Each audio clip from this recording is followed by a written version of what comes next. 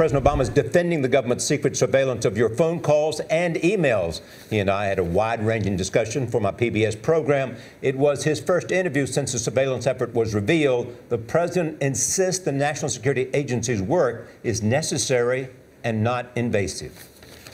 So, point number one, if you're a U.S. person,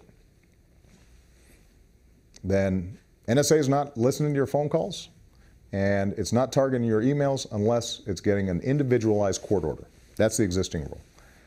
There are two programs that were revealed by Mr. Snowden, allegedly, since there's a criminal investigation taking place, and that caused all the ruckus. Program number one, called the 2015 program. What that does is it gets data from the service providers, like a Verizon, in bulk. And basically, you have call pairs. You have my telephone number connecting with your telephone number. There are no names.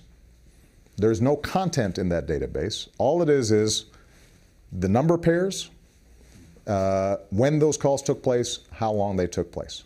At no point is any content revealed because there's no content in the database. So I hear you saying I have no problem with what NSA has been doing. Well, let me finish, because I don't.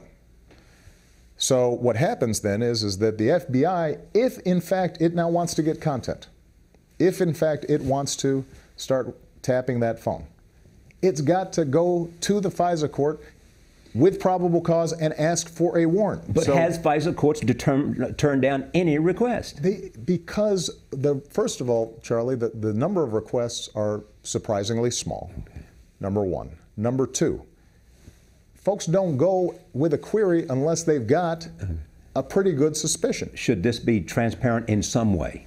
It is transparent. That's why we set up the FISA court. Okay. Look, the whole point of my concern before I was president, because some people say, well, Obama was this raving liberal before, now he's, Dick Cheney. Dick Cheney sometimes says, yeah, he took it all lock, stock, and barrel. My concern has always been not that we shouldn't do intelligence gathering to prevent terrorism, but rather, are we setting up a systems of checks and balances? So on this telephone program, you've got a federal court with independent federal judges overseeing the entire program, and you've got Congress overseeing the program, not just the Intelligence Committee, not just the Judiciary Committee, but all of Congress had available to it before the last reauthorization exactly how this program works. There is a second program called the 702 program, and what that does is that does not apply to any U.S. person. It has to be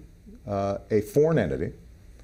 It can only be narrowly related to counterterrorism, weapons proliferation, cyber hacking or attacks, and a select number of identifiers, phone numbers, emails, etc. Those, and the process has all been approved by the courts, you can send to providers, the Yahoos or the Googles, what have you, and in the same way that you'd present essentially a warrant. And what will happen then is that you there can obtain content. But again, that does not apply to U.S. persons, and it's only in these very narrow bands. Charlie, this was the most in-depth interview the president has given, an explanation of the NSA surveillance program. Why did he give you 45 minutes? He wanted to have a conversation, I think, about these issues that he thinks are there and that America's concerned about it, and wanted to engage in a way that there was a back and forth about them and have a chance to let people feel and see his thinking on these important issues. I kept reading through it and thinking, here's the president explaining the surveillance program 702. He called it the 2015 program, really in detail trying to defend and explain it in very clear terms to people what exactly the government is doing. We'll talk more about it.